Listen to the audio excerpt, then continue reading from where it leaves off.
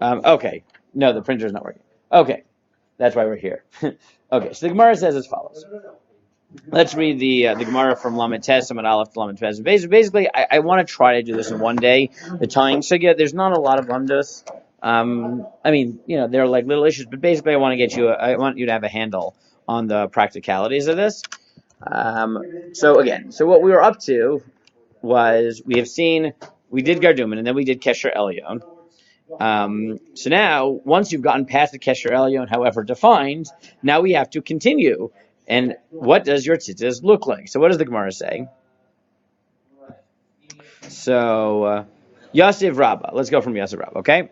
The other Rabbah, v'kamar mishmei de Rav, chut shel krach ole min haminyan. So the first halacha that he says is know that the string that you use to do the wrappings also counts in the number. And again, we have to get to the numbers on Mem Aleph Amud Beis, 3, 4, 6, 8, v'chulei. We'll get to that.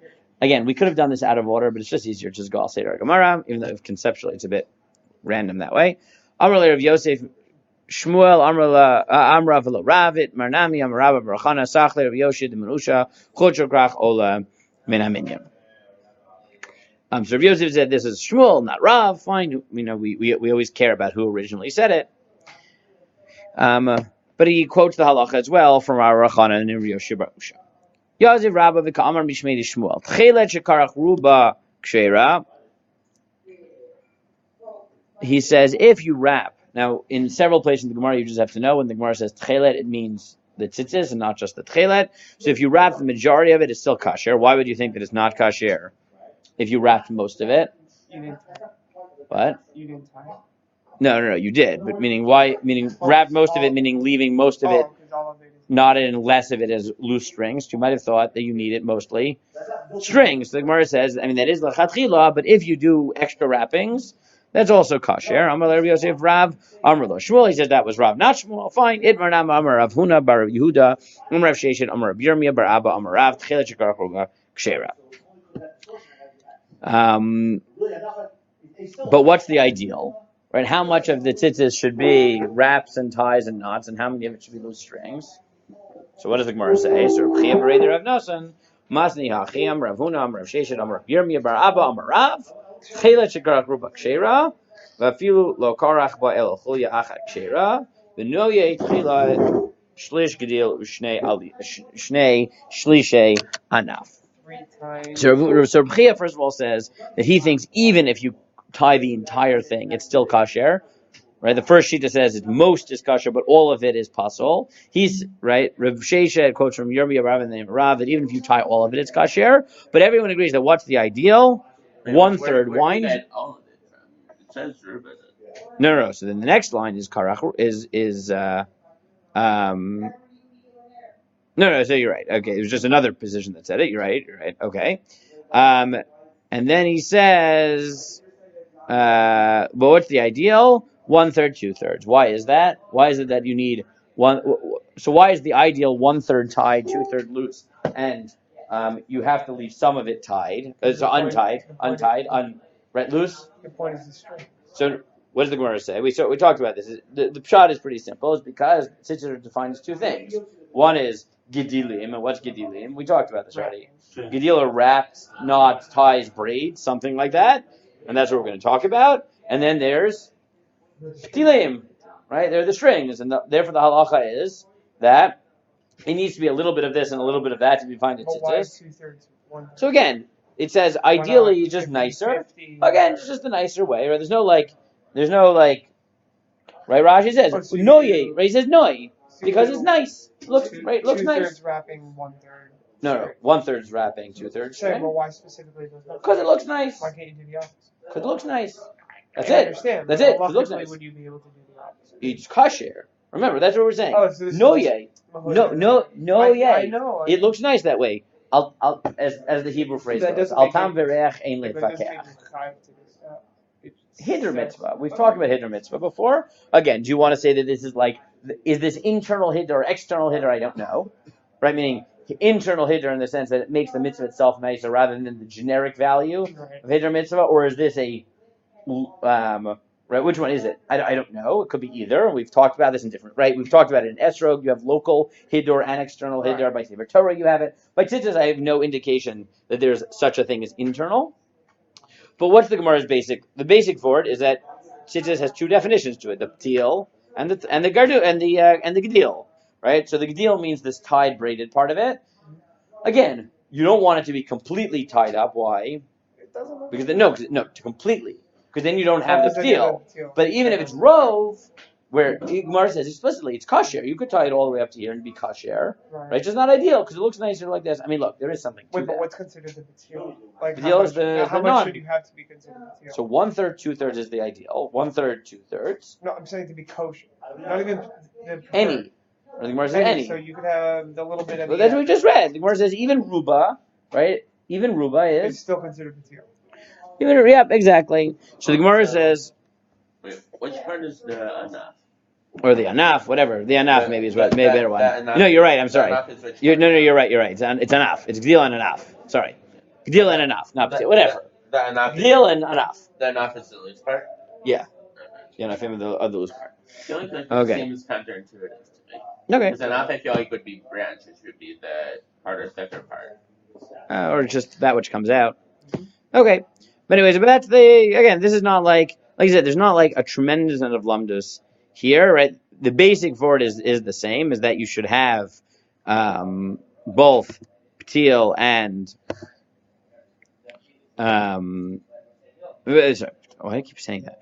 You should have look, I'll just do it in English, right? You should have the knotted part and the non-knotted part, the wound part and not the wound part. Fine. The kamashir chulya.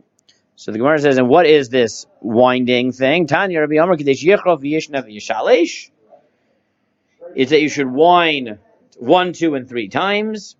Hapochet lo yivchot misheva, v'amosif lo yosef al shemoneh-esrei. You should have no less than 7 and no more than 13. What does that mean? Hapochet lo yivchot misheva keneged shiva rakim. The minimum is 7 because of the 7 heavens. Don't ask me what that means.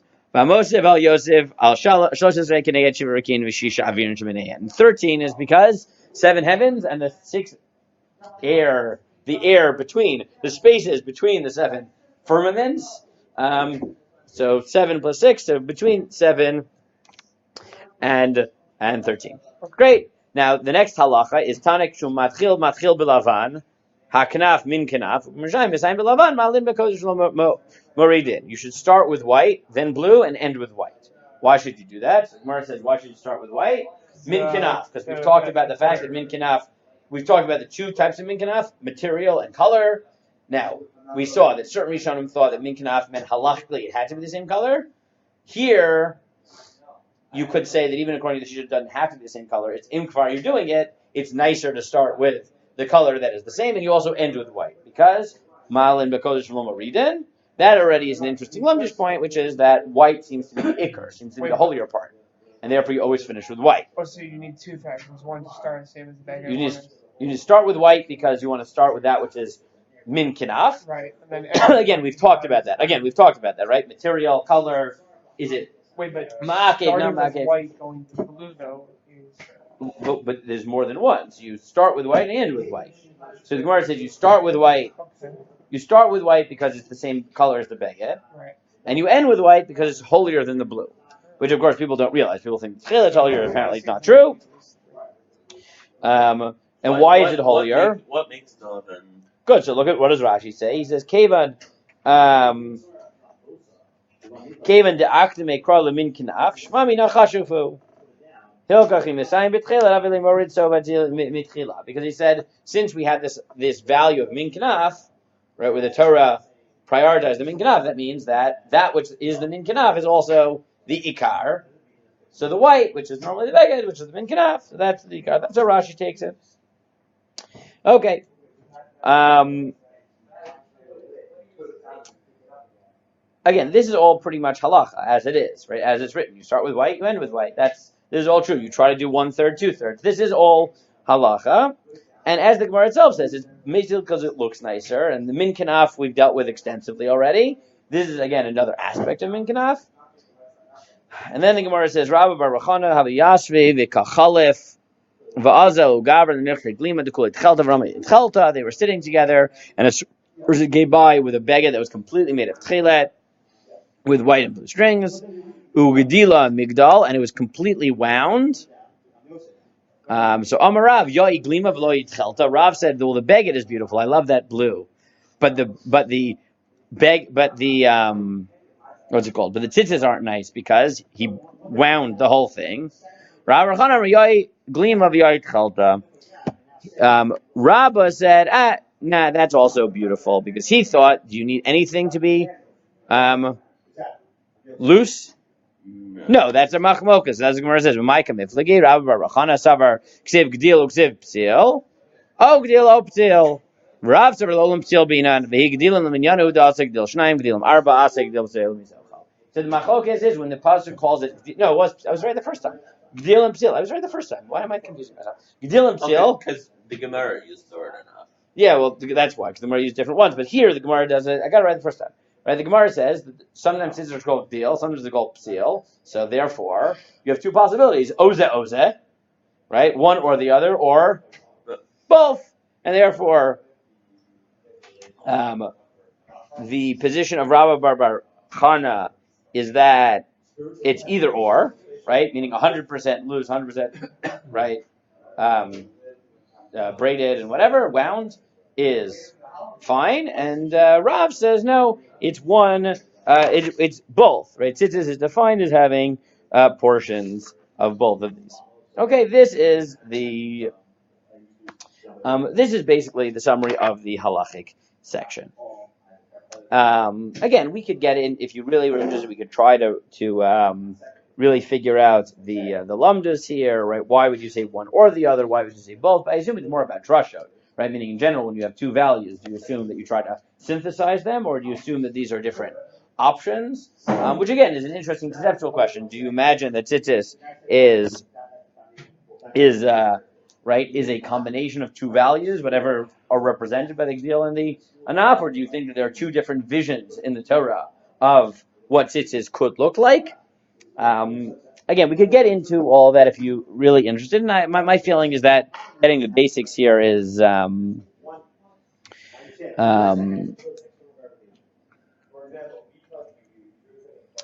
If you look at Tosfos from the Sifrei, who gives you a slightly different drasha here, which is Asulahem Tzitzit, Mashma Shomei Ani Yase Kula Gdilim. I might think you make it all wound. Talmud Lomer Tzitzit Haketzad Kedei Shedei Gdil Yotzeit Min Haknaf V'Tzitzit Min Hagdil.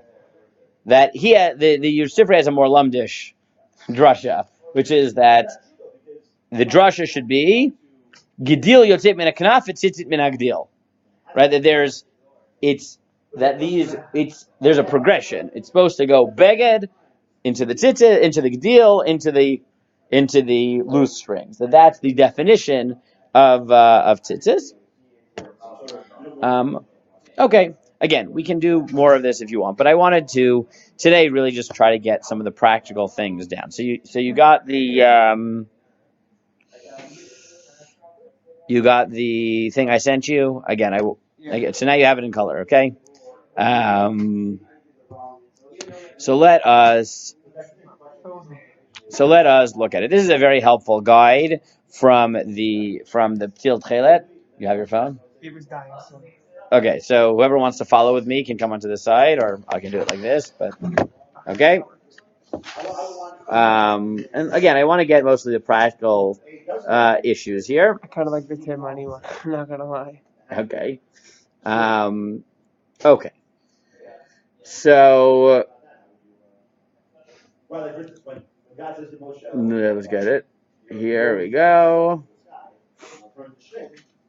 Okay, so let's go through the issues and how to define it. Let's start with the color of the twists. Okay, they do it very nicely because they put the main halachic statements and then they do it. So the Gemara says that you start with white and then you go to blue and then you go to white.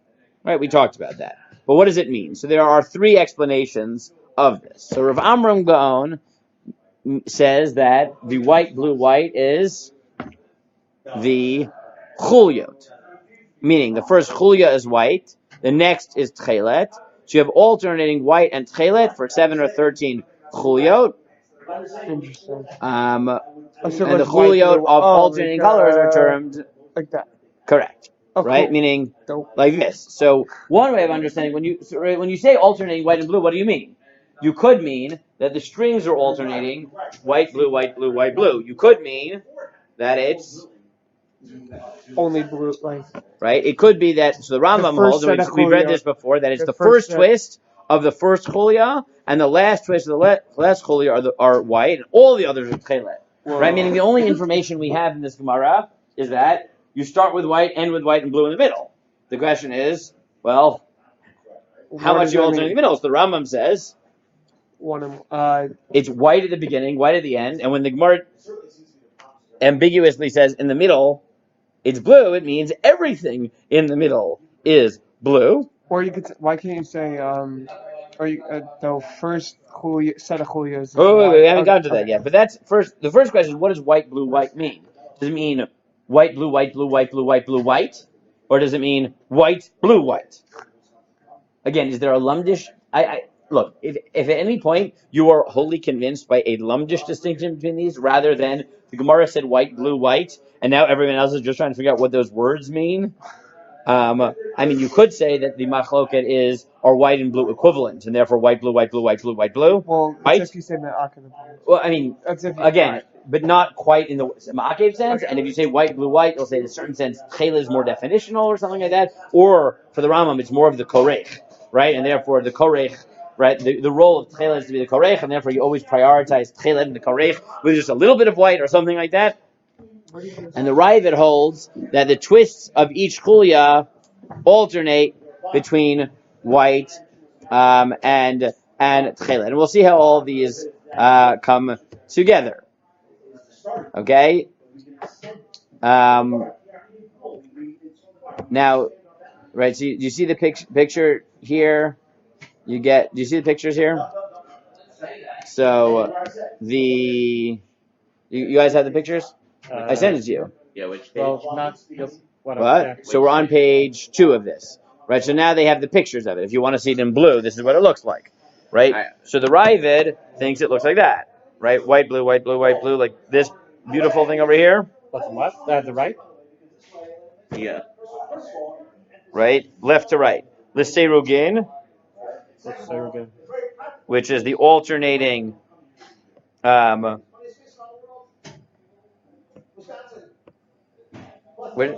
they go? Oh, did the chef just come? Okay, let me pause it. Then. Let's pause. Okay, so coming back to this, well, at the end I'll make some conceptual points, but right now just to understand the pshat here.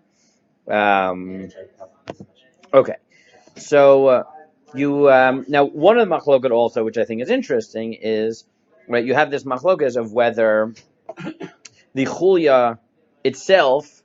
Right, when you talk about this alternating, do you mean alternating within the strings or alternating within sets of 3? When the Gemara says that 3 wraps is the definition, does that mean that you would never switch colors within the wrap, right? Because that's a unit, right? A unit is 3 wraps, right? It's 3 wraparounds, or do you say that no, right? Each wraparound is significant, and the unit is defined as the whole set of wrappings. So that's right. The machlokas that you have now. So we've talked about the fact that you have the kesher elyon and the machlokas about kesher elyon, but there is a machloket as to what type of knot are we talking about. Arm knots mostly are right. Most tzitzis are, when we say knot, we mean knot. The Gaonim think that a knot is not necessarily a knot. It's one string tucked under itself. And I'll show you what this means. It's not a real knot in the way we would think of a knot. It's a knot, not in the way we think of a knot at all. So it's not the knot right now. Now, as we saw in Lamed Chet and Beis, the Gemara said that that even though the only knot that's d'oraisa is the kesher elyon, whatever that is, Rava had said that ideally, where should you put the knots? After every chulya, however you define chulya, right after every unit, whatever that's called. Now, the Rashi has this thing from the Tanchuma that you should have 5 knots so that you have the 613, right? Tzitzis being gematria of 600, however you get to that, it depends on chasers and yisera and etc. You have to write malay twice, right? Tzadi yud taf, 600, and then 8 strings, and then 5 knots, which gets you to 613. That's Rashi quoting the Tanchuma, and that's part of the reminder of the mitzvot. Tosfos notes that. And Tosfos deals with a little bit with the problem of the the gematria. He said that Rabbeinu Tam's again. This is one of those things that if you want every shita, you just have to go through the Beis Yosef. He quotes like 20 different variations because these are all minhag, right? None of this is ma'akev. So like Tosfos tells you, I'll just use some of them. Tosfos says that the minhag of Rabbeinu Tam was, how do you get the 5 knots? 2 close to the beged and 3 next to the psil, because Malin Mekodesh Lomaridin. So you start with 2 and you have 3 at the end. There you go. That's your 5. And then on every time you have a knot, it would be a double knot, so that it would be kayama. So it's 5 sets of double knots.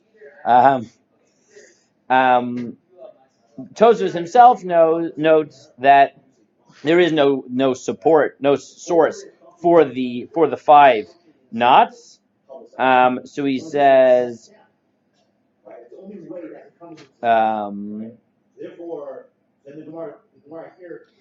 he gives a possible source. He says, maybe since you say you need a tie in every chulya, and the minimum number of chulyas is 7, so therefore you have 5 knots, because you have 5 knots beyond what we already talked about, the Kesher Elyon. So maybe that's where you get it from. Again, all these things in minhag is not hard where they come from. And then some people say, well, what is the 7? So it's not clear. Is the 7 about the number of knots you have, or is it the number of wraps within each set? Right? So just to highlight all the ambiguities we have, right? We have this alternating halacha, but it's not clear whether we need alternate string, alternate units. When we say that you shouldn't have less than 3, does that mean that the unit we're talking about is 3 strings? When we say you should have less than 7, do you mean 7 units? Do you mean 7 strings within the units? Right? These are all ambiguities. So, how do you get to all of these krichot? So once you put all these cheshbonot together, right, the ambiguity of what it means to alternate white and blue, and the ambiguity of whether it means string by string or units of 3, and whether the number of wraps are supposed to be within each unit, or are those the 7 the number of units that you have, right? Are we clear on all the ambiguities that we have in the sugya? Guys? Yes? Just in pshat? So how does that play out? So and now the last point, I really do think that the disclaimer is very important, because if you guys are really interested in every single shita, you can read the Beis Yosef. The Beis Yosef will quote you shita after shita after shita after shita.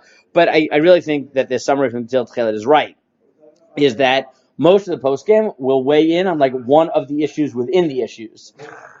So it's very hard to wrap your head around, pun not intended there, how that shita will play out at Hasof. Right? I mean, very few of the shita actually say, this is how I weigh in on every single one of those ambiguities of the white, blue, are that within the 3s, within the strings, number of strings. It's very hard to get them all together. So what they did was they put together this helpful chart in which they put different shitot there and say, okay, if we took their shita and imagined it out of stuff, this is probably what it would look like. Okay? And I just think that it would take us... Still might not be what each sheet does. It's our best, right? It's our best interpretation. And they know this is incomplete, but this is 7 shitot, and, it's good enough for them. It's good enough for me. If you're interested in more, you can. But, so let's look at the pictures. So you have Rav Amram Gaon, right? So Rav Amram Gaon says 7 or 13. Oh, he doesn't even have the knots. Right, 7 or 13. And he says a knot at the beginning and a knot at the end, right? Now, the Baal HaItter would add to this a knot after each chulya. But Rav Amram Gaon, following the Gaonic position, thinks that a knot is not a knot. What is it? It's the wrap through, and therefore what he looks like, it doesn't look like there are any knots, right? You have a real knot at the beginning, and that's the kesher elyon. But after that, you have 3 strings. Why 3? Because when he understands that when the Gemara says you shouldn't have less than 3 for a chulya, that means, and you should alternate white and blue. What does that mean? You should alternate sets of 3 white wraps and 3 blue wraps. So his looks like this. If you want to come closer, I sent you on the phone, but it's this one. So it's 3 white wraps, 3 blue wraps, and only the first knot is a real knot. Any other knot that you have is the wraparound, right? It's, you sort of do a wrap and then wrap it through. But as they note, you could mix the Rav Amram Gon Shita. You could do this, but according to the Binyamin Zev, you put in double knots here, right? That's Rav Amram Gon. Rav Natru Noi Gon, according to the Ravid, says, as we saw, that white, blue doesn't mean that you alternate after 3 sets. It means you alternate within each string. So you get this very cool looking. I happen to love, by the way, Rav Natru Noi. It's really quite cool. I was just about to say, I happen to think that one is the... Yeah, so Rav Natru Noi, according to the Ravid, says, well, you take the 5 knots, that's Rashi, right, based on the Tanchuma. He defines white, blue not as white sets of 3, but every string switching. So you get this, and then when he says 7 to 13, that means that between each knot, you should have anywhere between 7 and 13 twists. So either white, blue, white, blue, white, blue, white, blue, white, blue, white, or white, blue, white, blue, white, blue, white, blue, white, blue, white, blue, white. There you go. Right? Either that between each of them, and then a knot between them, and 5 units, so you have 5 knots. So the 713 for him is the number of ties between each knot. Right? And he understands white, blue alternating as each string alternating white, blue, and that's what gets you this cool white, blue, white, blue, white, blue, white, blue, white, blue. You can either do that 7, so 4 whites and 3 blues, or you can do it 13, so 7 and 6, and then in between 5 knots. That's Rav Natru Noi Gon according to the Ravid. Now Tosfos' shita is first a double knot, because remember, Tosfos thinks that the kesher which attaches it to the beged needs to be a double knot. Then a chulya of white and one of tchelet. So how does he understand that? Each chulya is, a wrap is 3. So you can see that, right? 3 white, 3 blue. Then another double knot.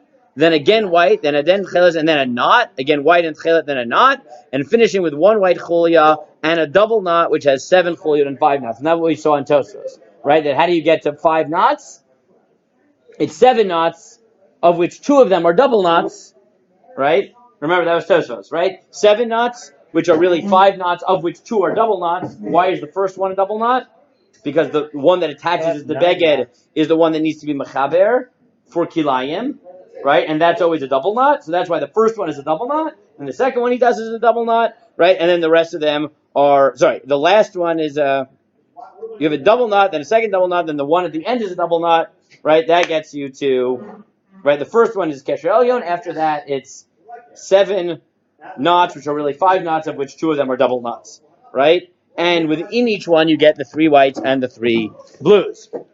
Okay, the chinuch says you get 13 chulyot, which is each chulya. So again, how does he understand it? He says, well, white, blue alternating means that you alternate white and blue, except unlike Rav Natru Noi Gon, what does he think? That each time you alternate, how many wraps do you need to do? 3. So therefore, each unit is 3 white, 3 blue, 3 white. That's a unit, right? Okay, wait, but that's not 13 wrappings. Right.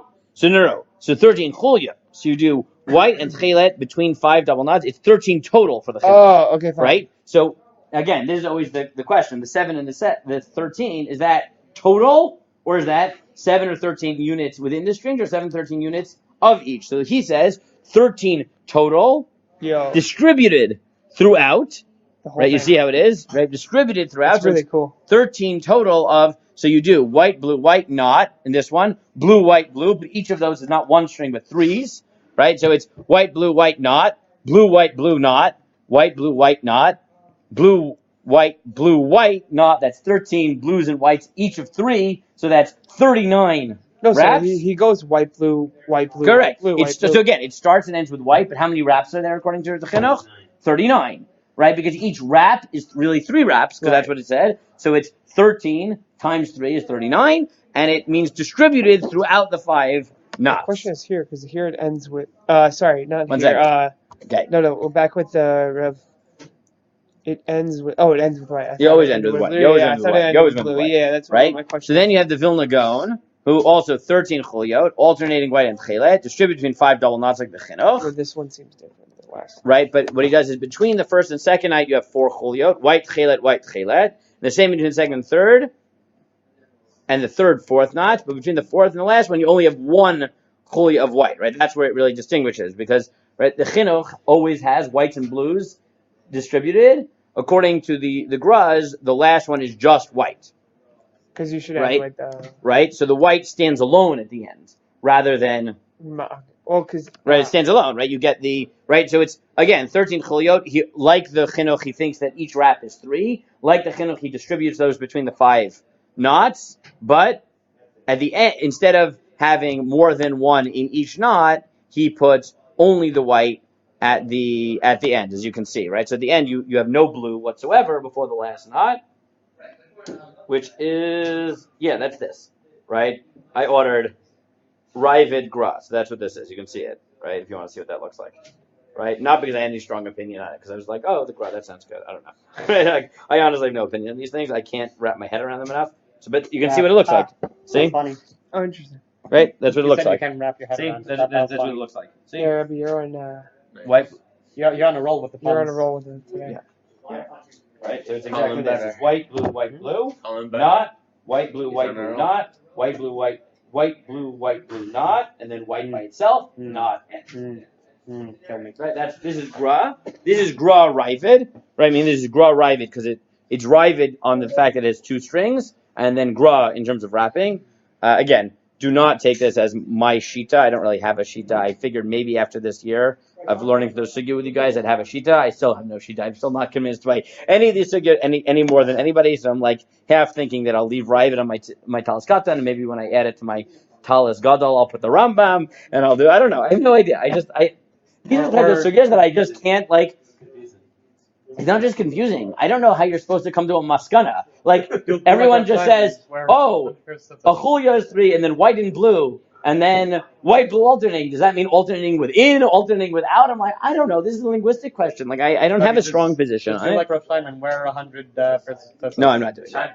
That I would not do. Okay, then you have here the Rambam. I don't know who they think this first sheet is, but the Rambam, I guess, is they understand it, which is they say, okay, on the left is what it looks like if you do 7. On the right is what you do if you do 13. Right? Again, you can do 7, 13. Where is this? It's this one, right? Oh. It's the Rambam according to one sheet.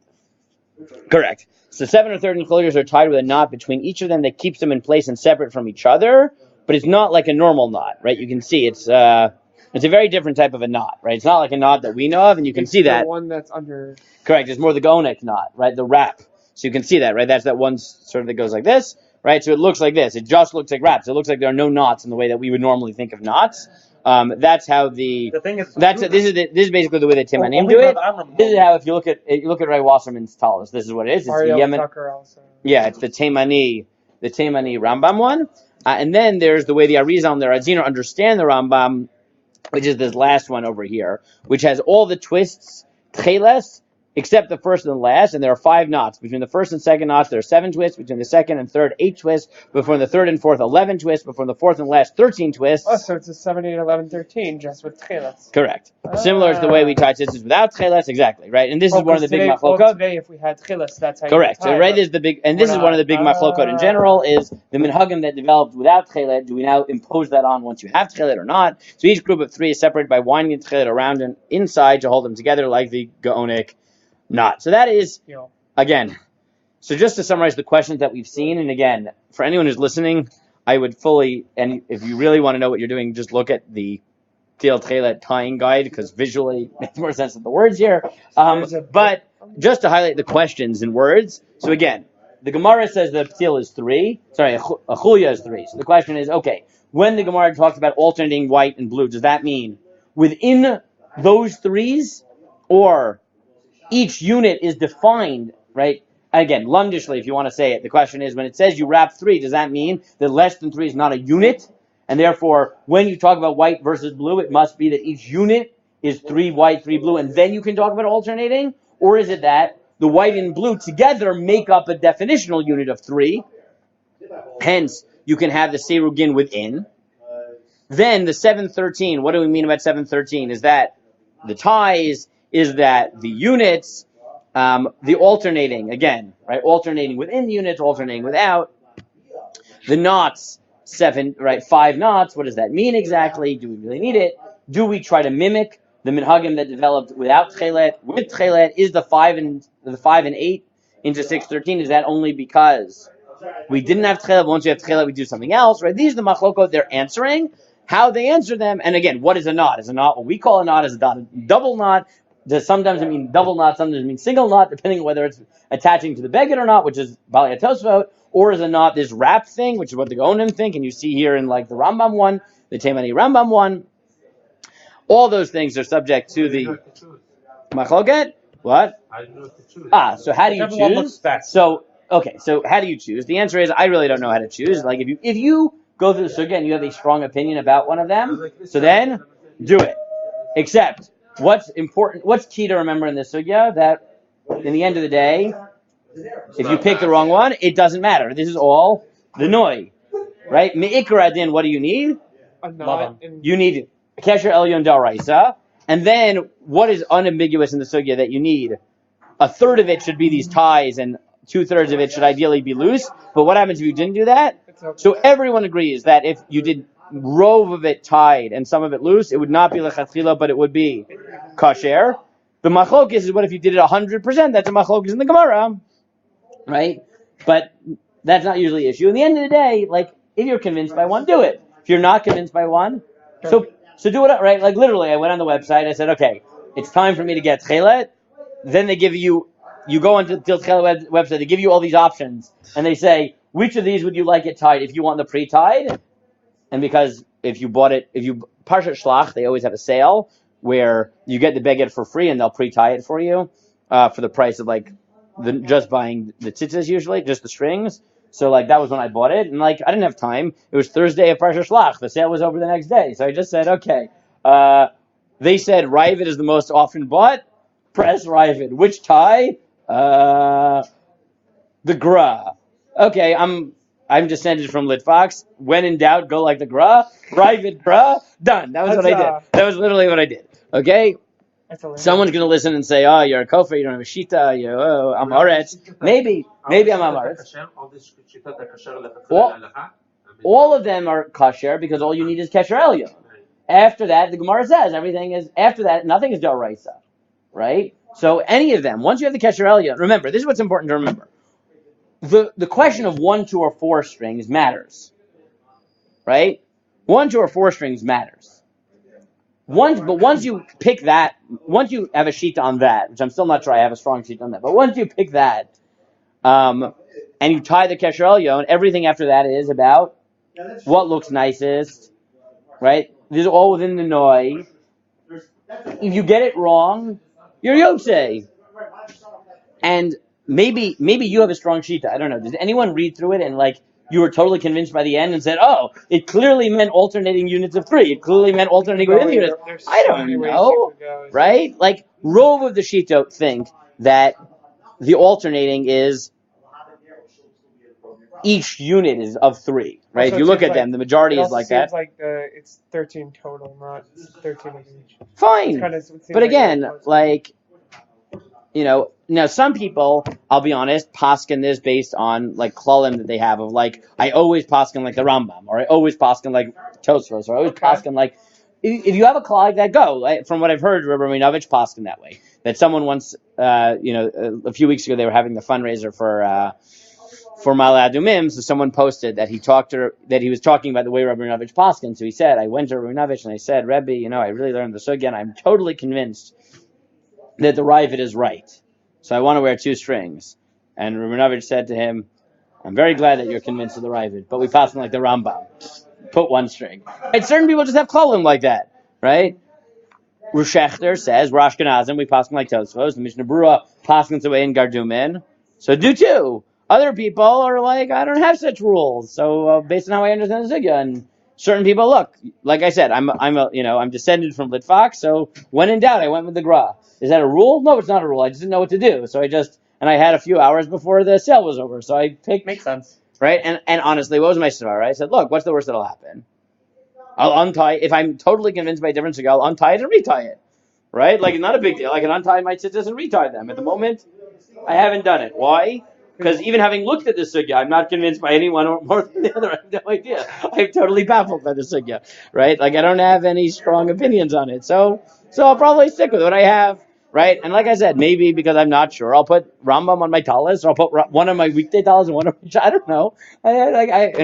But at least with this picture, do you guys have at least... I think these pictures are very helpful. It gives you an idea of what's going on. Without the pictures, I'm totally lost. With the pictures, I at least have a vague understanding of what this sugya is supposed to look like, and I understand conceptually where they are arguing. Right? Again, what is the switching of white and blue? Is it of units? Is it of units of three, single strings, and all that? But I don't really have any strong opinions. Okay, is that a good summary? You understand it? Good. I wanted to make one halachic point, one lamdish point, and this is just from the Chassam Sofer. The Chassam Sofer just says as follows, and he says he just doesn't understand this whole concept of what does this mean? No less than 7, right? No more than 13. How exactly do you conceptualize that model? And he says, look, why don't you just say that you can add as many as you want? Right? I mean, what is this notion of like minimum 7, maximum 13? Right? Either there's a minimum and then you go on forever. Like he said, like candles for Shabbos. There's a minimum. Why is there a minimum? Zachar v'shamor, you need 2.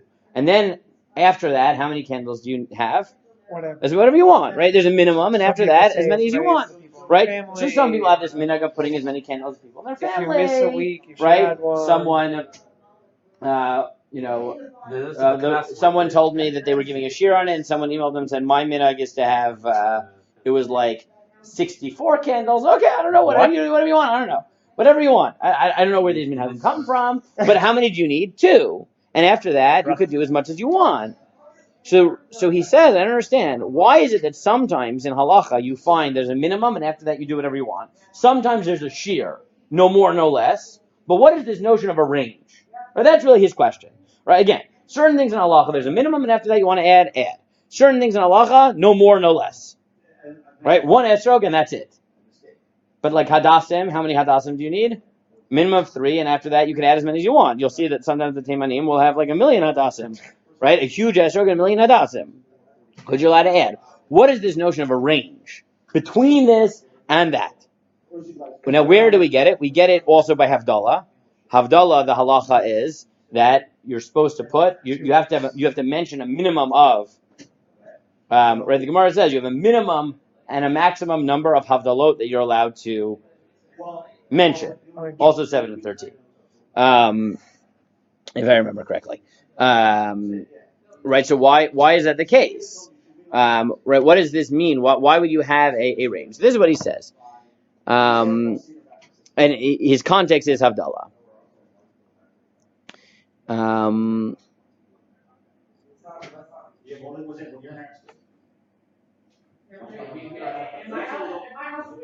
So I'll just read it for you. He says, "V'hine, b'hadam rin b'shas lo yivchot mishlosh v'yosev al shefa." Sorry, by Havdalah is not 7 and 13. It's between 3 and 7. Sorry, between 3 and 7.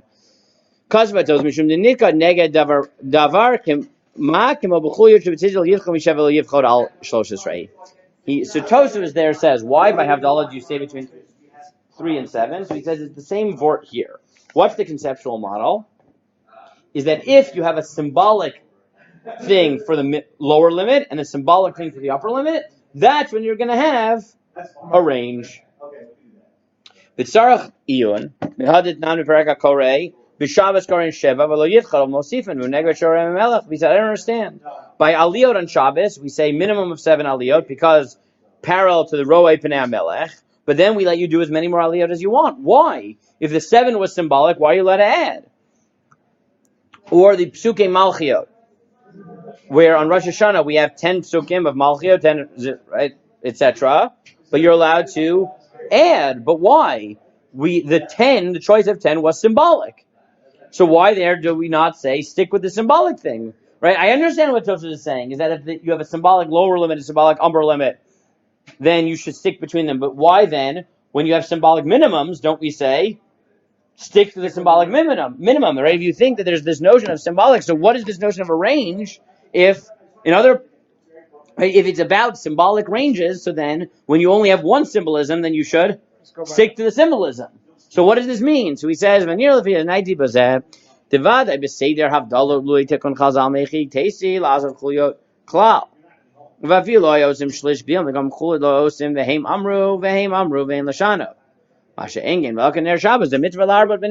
says there's not like a super huge thing. He says but it's just worth making. He said, look, by Neruk Shabbos, the symbolic thing is a minimum. Why are you allowed to add more candles? Because there's a svara to have more candles. What's the svara? Light.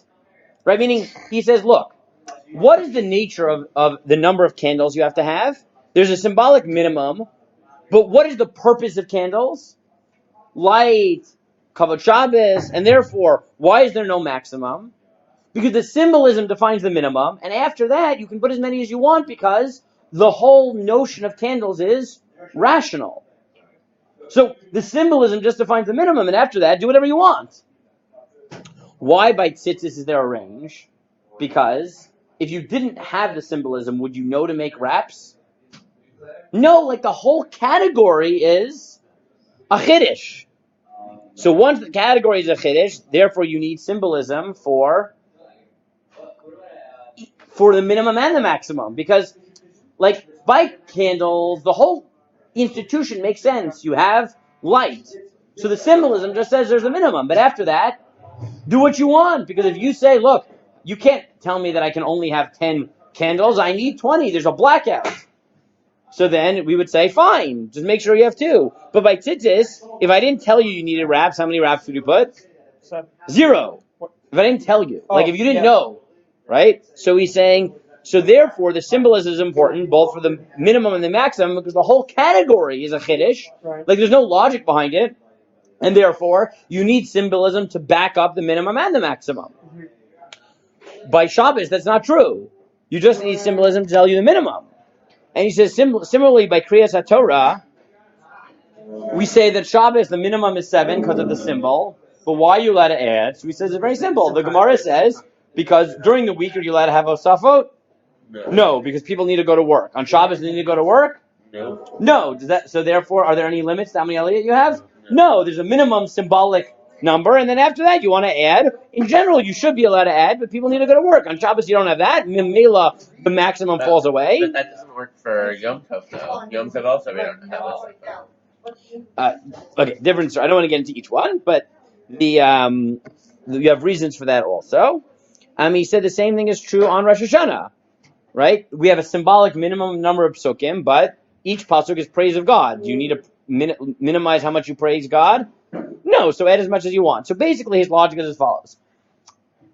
Minimums are defined, and after that, if the category makes sense, so then you can always add. I can have more light, I can have more Shevach HaKadosh Baruch Hu, but if the whole category is Xeris HaKasuv, so then you need symbolism to justify any implementation of it, and therefore you have minimums and maximums. That's basically his logic for how he got to and the same is true by Havdalah, right? By Havdalah, you wouldn't know that you have to do a certain number of Havdalahs, so we said a minimum and a maximum, and by the Chuliyot, the same thing. So that's what he says. Okay, those are just some thoughts on this. We'll move on. Then tomorrow, I guess we'll do something in Hanukkah. If I'm lazy, I'll do a sugya I've done before and then bore myself. If I'm not lazy, I'll come up with something that won't bore me. I don't know. We'll come up with something. Okay.